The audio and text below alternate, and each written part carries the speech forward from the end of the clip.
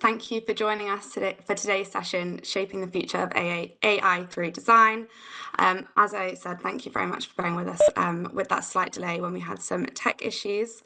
My name is Lauren Bailey, and I'm thrilled to be your host today. So we've obviously had a couple of minutes for people to join the session, but I just wanted to spend a moment to set the scene. So over the next 45 minutes, we're going to be exploring how human-centered design can help organizations adopt AI responsibly, creating services that are effective, that are inclusive, and are built around real people's needs. This event is part of CC Month, which is our month-long program dedicated to people-centered transformation. Originally, CC Month was focused on customer experience. It was even called Customer Centricity Month, but it has evolved to reflect a broader truth that great organizations design for customers, citizens, and colleagues alike. So through November, we're bringing together experts from across sectors to explore how organizations can move beyond the AI hype and put people at the heart of meaningful, sustainable change. So our speakers today are Mark Skinner, our head of design, and Fiz Yazdi, who is the managing director of our consulting practice, Soprasteria Next. And I'll hand to Fiz shortly. But before I do, just a quick couple of housekeeping notes. So this is a one-way webinar. No one can see you or hear you, so feel free to relax, enjoy the session. If you'd like to ask any questions, and we really do encourage you to, please use Slido on the right-hand side of your screen.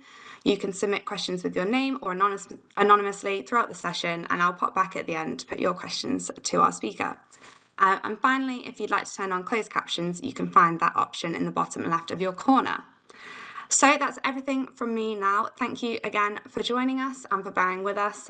Let's get started. I'm really pleased to now hand over to Fiz. Brilliant. Thank you, Lauren. And thanks to everyone for bearing with us. It's great to have you all joining today. So as Lauren mentioned, I'm Fiz. I'm Managing Director of Soprasteria Next.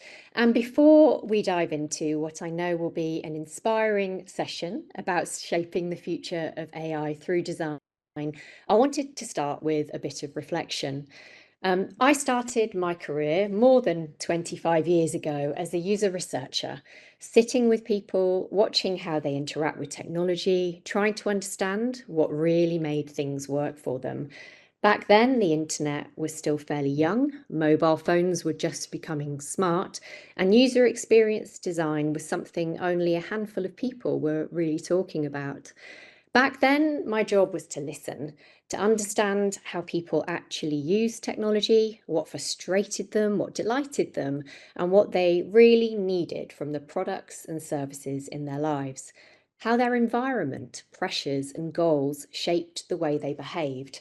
That context was always as important as the technology itself, because it revealed where the opportunities for change lay for us as technologists to do better. Like many of you, over the years, I've seen wave after wave of transformation, from the rise of digital and data to automation and now AI. Each new technology has brought huge potential to change how organizations work, how people live. But this moment does feel different. Many organisations are under real pressure. The public purse is stretched, people are weary and wary of constant change, and leaders have seen too many digital programmes promise transformation without delivering it. That's why a people-first mindset matters now more than ever. When we start there, when we design from there, the outcomes are stronger, the impacts last longer, and the risks, importantly, are lower. And that's why I'm so excited about today's session, because AI is unlike any of those other technology shifts we've experienced. It's not just transforming what organisations can do, it's changing how people interact with the world around them. It's rewriting the relationship between people and technology. And that, from my 25-year viewpoint, makes design more important than ever. Design is what makes us ask all the right questions before money is spent. What assumptions are we baking in? What complexities are being ignored? How is the service really going to run? What is the organisational reality? How can we really make sure technology serves everyone? Who might we be leaving out? It's what grounds transformation in success. It's what grounds transformation in empathy and ensures that progress doesn't come at the expense of humanity. And importantly, for all of our institutions, trust. So today we'll see how design can help us make AI work for people and therefore our organisations, our businesses, responsibly, ethically and sustainably. And with that, I'm delighted to hand over to Mark Skinner, who has run from one building to another building due to some technology difficulties. And I've worked with Mark for many years, and I've seen him navigate organisations through really tough transformations with aplomb. He's head of design at Soprasteria Next and will explore how we can shape the future of AI in ways that serve people first. Over to you, Mark. Thank you, Fiz. So I just want to echo what Lauren and Fiz have said, and thank you for joining us today. It's really great to see so many of you here. I'm Mark Skinner. So I've spent the last 15 years helping organisations to make their services work better for the people who rely on them. Most of my work sits in the public services and healthcare and financial services spaces, and those are the places where stakes are high and the details really matter. I've worked on everything from the bits people see and use every day to the backstage systems and processes that keep those services running and working for the people who need them. My job is to help organisations and teams stay focused on real needs, make clearer decisions, and use design in a way that genuinely supports the organisation. And that's the thread that runs through my whole career, and it's the lens I'm bringing to this session today. Before we get into it, though, I want to talk plainly about the fact that the reason I do this work and the reason I'm talking here today is because these services shape people's lives in very real ways. When they work well, they give people stability, confidence, and a sense of being looked after. And when they don't, the consequences fall hardest on the people with the least room for things to go wrong. And I really care about that. It's the thread that runs through everything I've worked on, and making sure that services don't leave people behind, and making sure that organisations make decisions that stand up once they reach real lives, not just in slide decks and roadmaps. And that's why this topic matters so much to me. So over the past couple of years, something has shifted. AI has moved from being an interesting possibility to something present in almost every conversation. It's in conference agendas, meetings with clients and partners, policy discussions, chats with leadership, vendor demos, and even those casual moments where a colleague might say, we probably need to do something with this. A lot of this is genuine excitement. AI can speed up routine work, open new ways to deliver services, and handle complexity that used to slow teams down. It offers reach, efficiency, and new forms of support, and it's a huge opportunity for many organizations, and that sense of possibility is really genuine. But that possibility has created a new environment, one where expectations rise, timelines compress, and visible progress becomes a signal of competence. Teams feel they need to move quickly, even when the path is not yet clear. Leaders feel pressure to act simply because others are acting. In that environment, the thinking space narrows. Not overly dramatic, just enough that the human side of a service slips to the edges. No one is choosing to deprioritize it. It's simply overshadowed by the pace and the noise. So today I want to look at how this environment shapes the choices we make and how design and research offer simple ways to keep the work aligned without slowing it down too much. So my core idea running through this talk is relatively straightforward, but it's also something we have to take seriously. AI gives us real power and potential to improve services, but that power comes with pressure. And if we don't handle that pressure well, the work can slip away from the things that matter for people. When things move quickly, it's easy for teams to focus on speed and miss the moments that keep services safe, fair, and usable. These aren't small details, they're the foundations of whether something works in real life. Design and research help bring the space back. They steady the work, keep attention on real needs, and make sure decisions hold up in practice rather than only on the plan. And that's why this matters. If we get this right, AI can strengthen services. If we don't, the risks become real and people feel the consequences. This is a talk about avoiding that and giving teams what they need to stay on the right path. So by the end of the session today, I want you to have 3 things you can use straight away. First is a clear way to explain why design and research matters design and research work matters in AI. It should be given in language that helps the leaders, technologists, and delivery teams see the value, so you can use it whoever you're speaking to. And not using design just for decoration or polish, but as part of how organizations stay aligned and avoid unnecessary risk. Second is a set of tools and practices that you can use on your AI projects. Some are quick moments of structured thinking, others take a bit more time or support the work over a longer stretch. And each one is proportionate, and they all help teams when the pressure increases. And third is a grounded case for slowing down in the right moments, so the whole flow of work becomes steadier. A small pause at the right time can often prevent the difficult, expensive corrections that appear when teams move fast on AI projects without enough clarity. To make this problem concrete, I'm going to give you a quick example of where technology moved faster than the thinking. So a few years ago in the Netherlands, the tax authority used a series of algorithms to spot possible childcare benefit fraud. On paper, it sounded really sensible, a data-driven way to focus checks where they were needed most. But the system relied on crude risk factors, and families from migrant backgrounds were far more likely to be flagged, often without any real evidence of wrongdoing. Once flagged, people were treated as if they had committed fraud. They were told to repay large sums. Many were already under pressure, and these decisions pushed them into debt, job loss, housing problems, and in some cases, families even lost the custody of their children. None of this came from a single dramatic failure. It came from everyday decisions made under pressure. Adopting a tool that looked efficient, assuming the data would hold up, and moving ahead before understanding how it might really impact people's lives.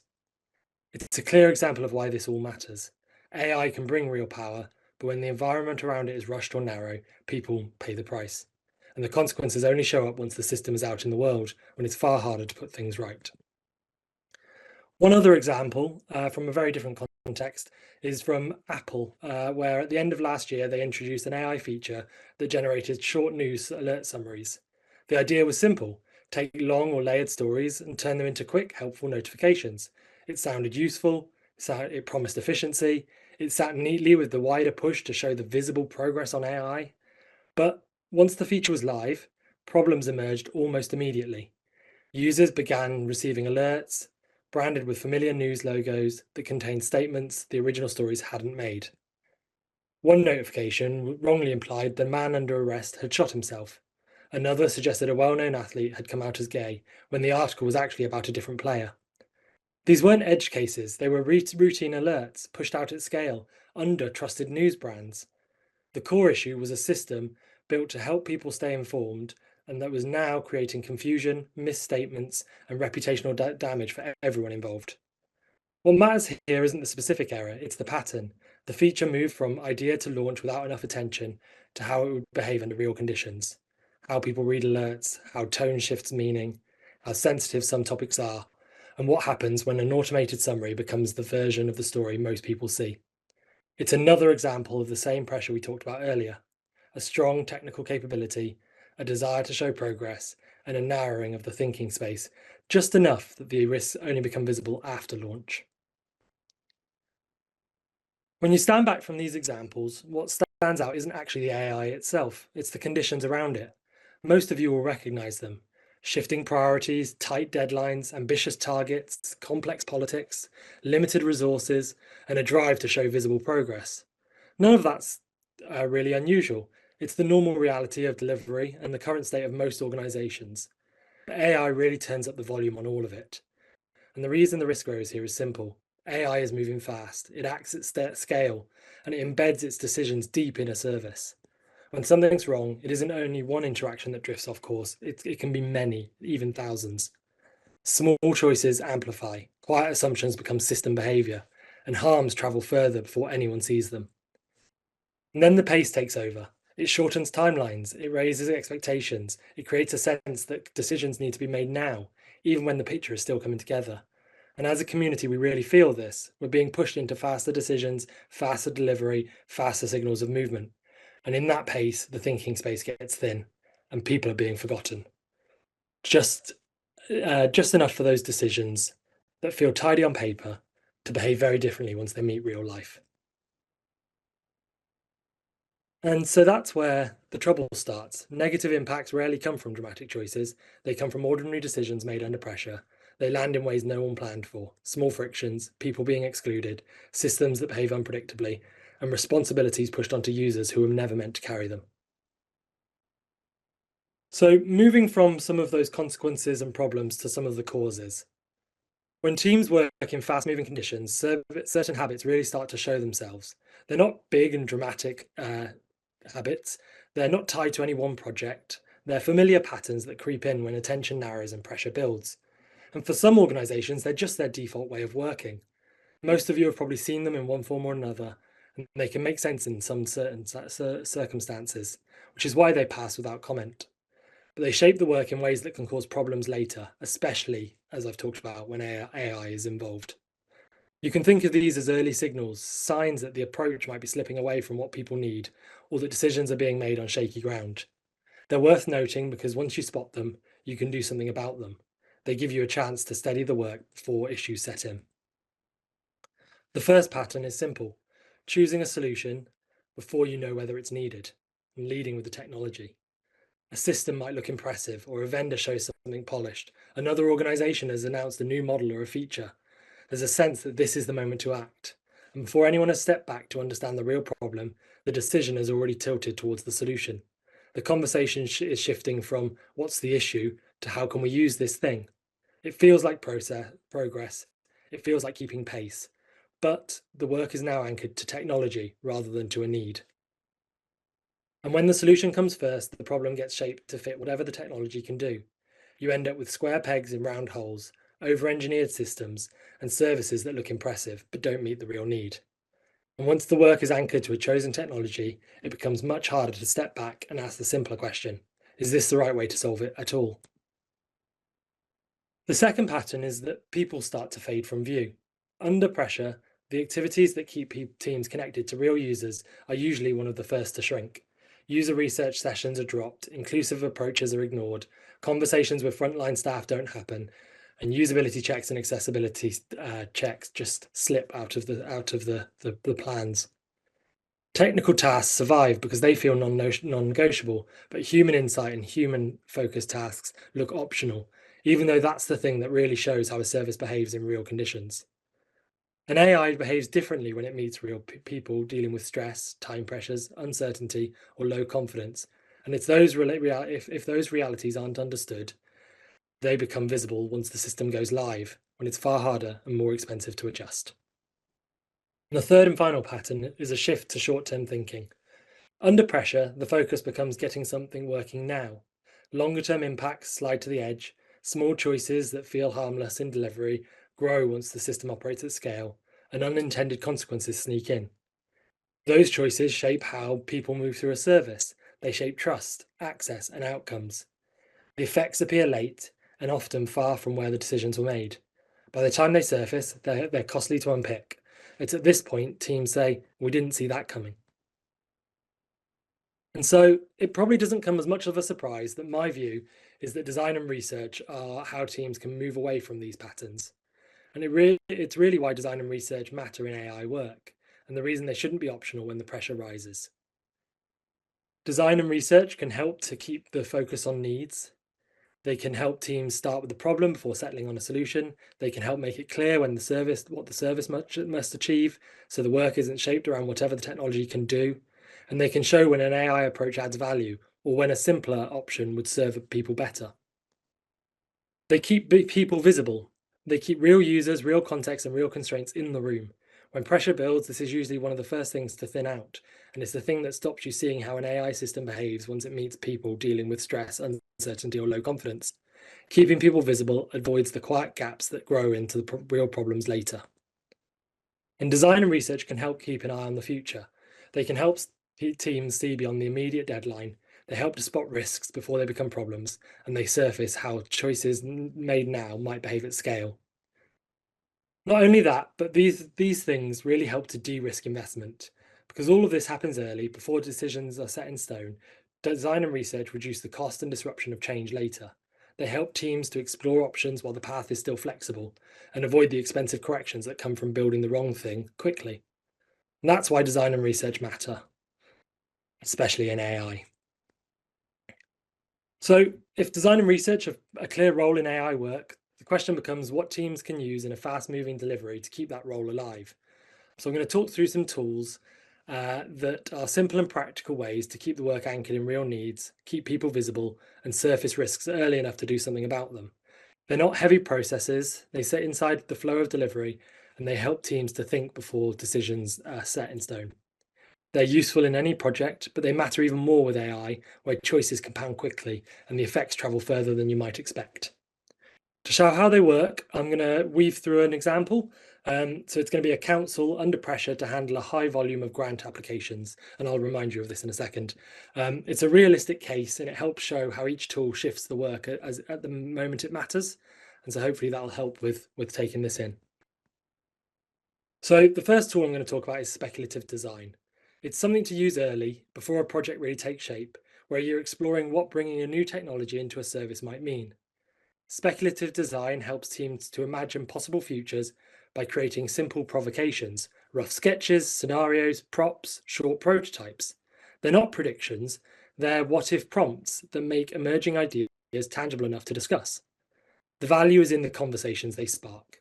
By pushing ideas a little bit beyond the safe, expected path, these provocations help teams to challenge their assumptions, see where an idea might strain, and surface questions that don't appear in ordinary planning. They open up debate about what a service should be, not just what a technology can do. And this really matters in AI work because the consequences have that reach and that ability to travel far. It gives teams a way to explore how an AI-driven change might land once it meets real people. It allows us to look at the organizational constraints and pressure and what those might do. And it helps teams to think about the long-term effects, not only the immediate gains. Used well, it creates a shared picture of what could go right, what could go wrong, and what kind of future the organization wants to build towards before decisions are made. So using the example I mentioned a minute ago, imagine you've joined a team at the council exploring the possibility of using AI to help screen applications for a local business grant scheme. They've started with a solution, but are willing to try something new. Before writing requirements or engaging suppliers, you help them to create a single provocation, a future rejection letter produced by an automated system. It's rough, it's not polished. It explains the decisions in a clipped and generic way. It cites a score the applicant can't interpret. And it includes a line suggesting they can reapply, even though this adds more pressure to people already under strain. It isn't a prediction, it's a prompt. When the team reads it together, they start to see the real questions. What signals would the model rely on? How would applicants understand the decision? Where could bias creep in? What happens to people who don't have the skills to interact with it? Is AI even the right solution? That single artifact has created a much deeper conversation than a slide deck would have done. It opens space to ask whether AI is the right tool, it surfaces risks earlier, and it gives the team a clearer view of what they're actually building towards, long before the work becomes expensive or hard to change. The next tool is a problem framing canvas. So this is a simple way to slow down the work just enough to get clear on what you're actually trying to solve, who it affects, and what better should look like. A problem framing canvas isn't that complicated. It's a single page with a number of prompts on it. Things like, what's the problem? Who is affected? What outcomes matter? What does good look like? And what risks or constraints surround the work? It sounds basic, but it works because it pulls the team back to first principles. When pressure is high, the temptation is to form an AI solution early and let everything else follow it. A canvas forces a pause. It brings the conversation back to the need, the people involved, and the value you're trying to protect. And it connects directly to the issues we've just covered. It keeps the focus on needs instead of the technology. It keeps people visible by naming who is affected and how, and it pushes attention beyond the short term by making outcomes explicit. Continuing with that same example, the team you're part of has decided that it's worth moving forward with a project to improve the grants process. Before doing anything else, though, you convince them to sit down and complete a problem framing canvas. The problem becomes clear. Staff are overwhelmed and residents and businesses face long waits for decisions. You've identified who is affected, those small businesses under pressure, the people with limited confidence managing forms, and the staff working at pace to stay on top of demand. And you've defined what good looks like, clearer guidance, quicker outcomes that people can trust, and a fair process that works for everyone. and you set out the risks, misclassification, unclear reasoning, and uneven impacts on different groups. That single page reshapes the work. Instead of let's use AI, your team is now anchored to the real need and the people at the center of it. So the next tool is inclusive research. Now, this is one of the tools that I love and I think we should use more of. It's the work that brings the people who carry the most risk if you get the design wrong. The people who have the fewest safety nets, the least room for error, the highest chance of being pushed into vulnerable situations. So that might be frontline staff handling difficult conversations, residents applying under stress, or people, whoever they might be, who already face the barriers day to day. Good inclusive research adapts to the people involved. It uses methods that fit their confidence, their time, their access, and their circumstances. And when you do it well, you see what doesn't appear in documents or dashboards, the fragile points, the workarounds, the pressures, and the conditions that shape how AI might be experienced in real life. And this is how it helps avoid the patterns we've talked about. It keeps people visible when the pressure rises. It stops the work being shaped around averages or assumptions, and it brings the real conditions back into view before the decisions harden.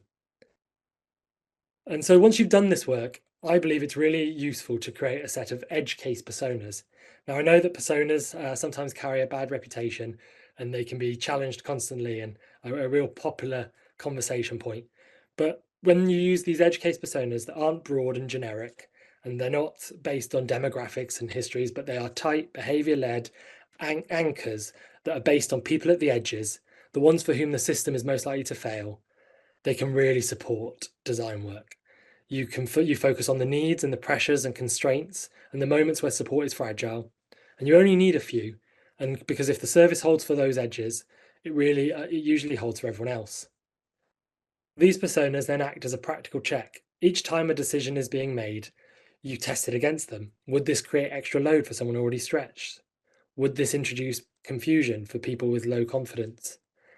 Would this make life harder for someone with limited access or time? It's a simple step that prevents small decisions turning into harm.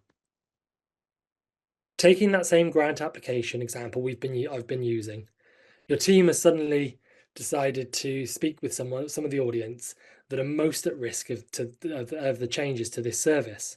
So businesses applying under time pressure, people with limited digital access, families filling in forms on behalf of someone else, the frontline staff supporting applications when they have low confidence. They use these conversations to build 3 focused edge case personas. One for someone applying on a shared device with unstable access, one for a supporter juggling competing demands, and one for a business owner who finds official language intimidating. Those personas then sit alongside every design and technical decision. When the team considers automating part of the triage process, they quickly check each decision against those personas. It quickly shows where explanations need to be clearer, where steps need to adapt, and where human support still needs to sit in the flow. It's a grounded way to keep people at the center of the AI work, especially when the pace is high and assumptions can settle quietly into the background. Once you're into delivery, the next tool is real-world testing. This is where ideas meet the conditions they'll face outside the room. It's straightforward. You put the work in front of real people in real contexts where there's still time to change it. And it matters for every kind of AI project, whether they're public-facing services, staff tools, or back-office processes. If people are affected, even indirectly, testing in real conditions is essential. Real-world testing isn't a single moment. It runs throughout the whole project. You start small with early rough tests and then build up to controlled pilots once the core idea is solid. Each round shows how AI behaves when it meets pressure, ambiguity, and real-world variation. None of these real-world testing helps avoid the patterns we've already talked about. It keeps people visible. It helps teams to focus on what the service needs to do rather than what technology promises. And it catches longer-term risks before they become part of the decision. Returning to my grant application scenario, your team has found through its work that actually an AI assistant is a great way to help businesses understand their eligibility. The groundwork has happened, the team have a working proof of concept, it's been demoed, it's been tested by the team. So they decide to run a small pilot. Whilst running it, they see something the earlier research, demos, and build work never showed.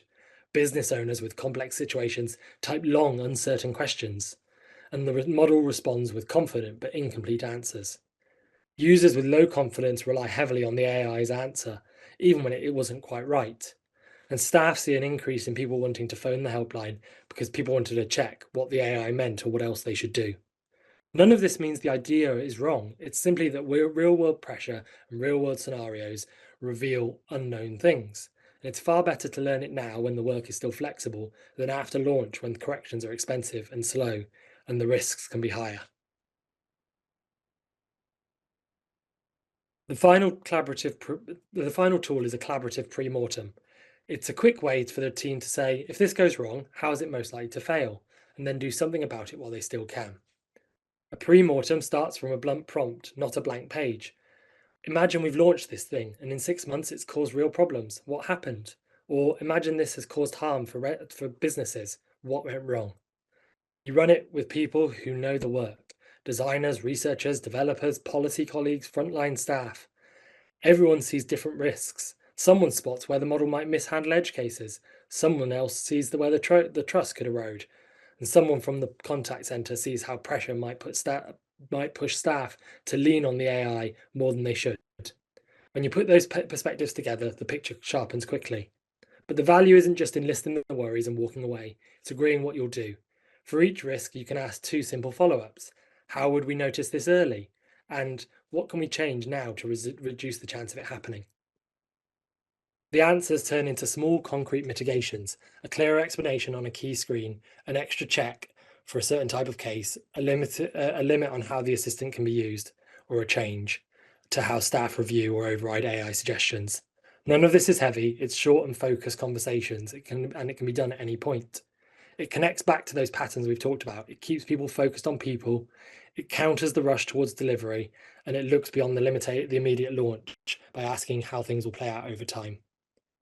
In the final, building on my example, is the team then looking to use a pre-mortem. So the team's now close to rolling out the AI assistant, and it's been piloted. The main issues from testing have been fixed. There's pressures to get it live, but before the final rollout, the team runs a 1-hour pre-mortem. They use a single prompt. It's gone live, and in 6 months we're in trouble. What's gone wrong? Around the table, a policy lead highlights that the assistant might give outdated advice if the rules change. A designer notices that some business owners might read it and then take the answer as an absolute that they never should apply again. And a contact center colleague points out that in busy periods, staff might start treating the assistant's advice as definitive rather than something to be checked. For each of these, the team then agrees simple mitigations, a clear owner, a stronger text on the screen, guidance or training for staff. And in an hour, the team hasn't solved everything, but they've turned vague unease into named risks. And they've named the risks and turned those named risks into practical actions. And that's the point of a pre-mortem, not to predict the future, but to make failure modes visible and when there's still time to adjust. So I'm now going to talk a bit about when to use the tools, the value they bring before wrapping up. So most of these tools aren't big, expensive things, especially in the context of AI projects. Most of them can be done in a couple of hours with a facilitator, and they all reduce risks, save costs, and protect from pain later. They're things you should reach out for at the moment that matter, when you're making bold choices, when the stakes rise, and when AI creates uncertainty about what a change might mean. So speculative design can really help before a project starts, allowing you to check whether you should be using AI or whether there's a different approach. The problem framing canvas should come in early and get updated often, keeping that work anchored to real needs throughout. Inclusive research should happen as soon as you can, whenever there are people being affected, especially those most exposed if things go wrong. Real-world testing starts as soon as you've got something to test. You begin small and keep going. It shows how the work behaves once real life will get involved. And pre-mortems work best when they're used early and then often. They surface the things that might cause trouble and give you simple ways to address them before they land. So as you can see, what I'm implying here is that as early as possible is what's needed. It's really important to start early and do things often. But you don't need all 5 on every project. When the best time to use them is when the challenges are big, when AI is risky, when decisions are about to set in. The value of these tools sits in how they counter the pressures we talked about earlier. AI creates opportunity, but it also creates the conditions where teams move quickly, choosing solutions before they understand the need, and making decisions that harden before the picture is clear. And that's where you see things leaders worry about the most: wasted effort, services that don't land well, avoidable harm, and work that becomes expensive to correct. And these tools cut against that. They keep the work tied to the real need, not the technology. They keep people they help to keep people visible when pace and noise push them out of view, and they help teams to see the longer term consequences of small early choices, the choices that shape what a service becomes. More specifically, the speculative design tool opens up possibilities before they close in. Problem framing holds the direction and helps set and align the work throughout. Inclusive research keeps the most at-risk people in sight. Real-world testing shows how things behave in practice, and pre-mortems expose risks while they're still easy enough to deal with. Together, they do the things organizations value most. They de-risk investments, they reduce surprises, and they help deliver better services that achieve better outcomes. But it's worth saying that none of this responsibility sits with one discipline. Safe, purposeful AI comes when teams work together. Leaders setting conditions and creating the space for early clarity, designers and researchers keeping the people visible, showing how real lives and pressures and constraints will combine. Technologists, data teams, operations teams bringing depth, complexity, edge cases, and the knowledge of where things can break quietly. When these groups work together genuinely, blind spots shrink, decisions improve, and the responsibility for safe, purposeful AI becomes shared rather than assumed. And this is when risk drops because problems surface early, alignment strengthens because purpose is clearer, investment decisions become more grounded, and trust grows. So to wrap things up, AI is going to keep accelerating. Expectations are going to keep rising. The pressure is not going to ease, but we still have choices inside all of that. We can choose to keep people visible. We can choose small, deliberate pauses so the overall flow becomes steadier, not slower. And we can choose clarity over assumptions and alignment over noise. And organizations that work in this way don't just build better services, they make better decisions, they reduce avoidable risks, they build trust with users, with staff, and with partners. And they use AI in ways that support people rather than create the problems we only notice later. So thank you ever so much for listening. And I think we're going to pass to Lauren to manage some questions. Yes, thank you so much, Mark. That was such a brilliant exploration of how design can guide AI towards outcomes that are responsible, inclusive, and genuinely useful. I just wanted to say I could see that some of you were experiencing issues with sound, so I just wanted to apologise for this. We have recorded the session and we'll send this out to all attendees as soon as possible so that you can catch up on Mark's talk. We'll move now into a quick Q&A, so please do add any questions that you have into the Slido box and then we'll dive right in. I can see we've got a couple in there. The first, Mark, is to you to just say, oh, he's back. Can you hear us okay? Yes. Well, no, don't worry. So we have a question here that says, so much here to ponder on. If we could only change one thing in our business to be more people-centered, what would you recommend that we focus on? That's a great question. I'm not sure I've got one thing. I guess the first thing I'd say is finding that, I'm going to say, a safe and appropriate way to involve the people most at risk of harm, I guess, in your work as early as possible. I think getting them involved as soon and as early as possible feels really important. I remember when we worked with one of our old mantras, it was that every project we do should involve users. And I think that the Gov UK had the exposure hours where every person in a team has to watch research. And I just think those things, if you can do that, you're really going to help keep the business to be people-centered. It's such a powerful tool. So I think that's probably what I would start with. So a bit of exposure hours, a bit of inclusive research, and kind of making sure every project involves people. Yeah, great. The next one that we have is, if you could redesign an organizational behavior or assumption that holds back good AI design, what would you choose? So I'm just reading the question for the first time now, so I'm just Give me a second. So I think that the first thing that comes to mind is that challenge that kind of, I guess, the pre-mortems help with, but it's like people are hiding away uncertainty.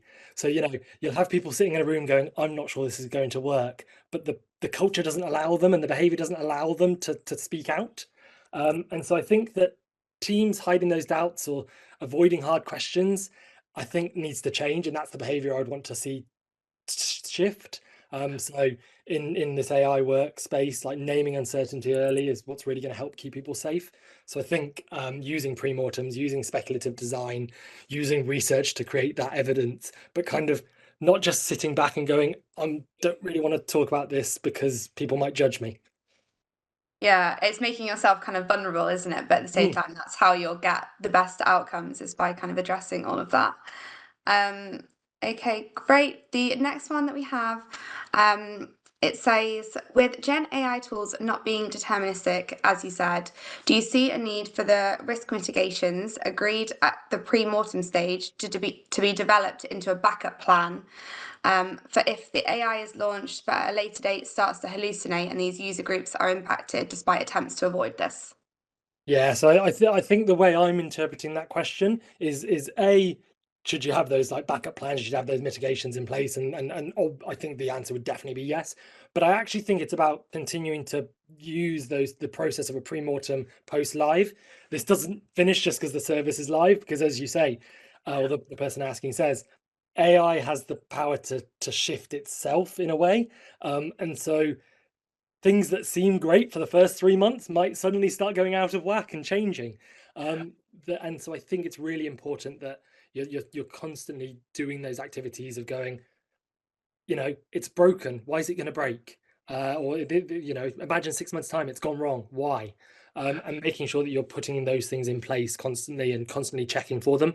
I think that solid question of being able to say, why is this? How can we detect this is really important there as part of those pre-mortems. Mark, Lauren, I wonder if I could just build on that as well. Please. Yeah, please. Going out and about quite a lot at the moment to conferences, especially where we're hearing our colleagues in the public sector talk. Trust is a really big issue with AI, isn't it? And its deployment, and how to evidence that is really tricky as well. So something that I hear talked about very frequently, and you mentioned the .gov UK app. I know they are very committed to testing continuously as they roll out, and I'm sure they will do as they deploy AI as well, because it's one really powerful way for them to evidence trust throughout the service lifetime in a way that other metrics don't suffice. Yeah, I'm going to pick up on that and jump ahead to the question from Anonymous, where it was talking about anticipated unintended consequences and what leaders are underestimating. And I was reading that, and I think the thing that a lot of leaders are underestimating is how quickly trust can be eroded. And I think that kind of builds on what you were saying there, Fizz, that kind of if trust is so slow to earn and then so fast to lose, I think there's that risk that people might, like, even if people don't have a choice in whether they use a service or not, they're still going to have choices in probably how they engage with it. And so making sure that trust isn't being eroded to get the outcomes that businesses are after. I think like self-serve comes into this space. It's kind of, so many organizations want people to self-serve, but if it doesn't work, if people get are worried about it, if people are frustrated by it, they're going to pick up the phone, and they're going to find a way to pick up the phone, even if you really don't want them to. And I think by building trust and keeping trust, it's really critical there. Sorry, I missed one of the questions though. So Lauren, I'll go back to you to manage questions again. No, don't worry. So yeah, we have one from Gary, and he's said, given the aspirations, are the tools available now? So I'm going to assume, but Gary, please follow up in the Slido again if you don't mean this. But again, I'm going to link to Brad's question around, are these are like the same topics and things from QA 20 years ago. And I think that actually a lot of these tools are really standard tools. They're really standard practices. We see them not happening a lot. And I think that the thing with AI is it's really pushing the need to use these tools again and to make sure they're happening, because the tried and tested approaches, the things that, the certainty is dropped away again. And I think that, so the tools I believe are there, like they're, the problem framing canvas, you can go on Google and search for it, and there are multiple versions of it, but there are lovely canvases that exist. There are the things like pre-mortems, there are prompts online, there are hundreds of them that probably would work. The tools are there. And then things like inclusive research, things like speculative design, things like the real world testing are things what user researchers and designers do week in, week out, whether it's AI or not. I think there are interesting new challenges with AI in that space. And I think the question earlier from around the deterministic AI aspect, that things might change, makes it interesting. But I think that the tools are there. And I think that the distinctions are more about the risk rather than the solutions themselves. Great, thank you so much. Our next question is from Millie, and she's asked, during AI adoption, as the design team slows down the process, what business value can the team create to compensate for this incurred time cost?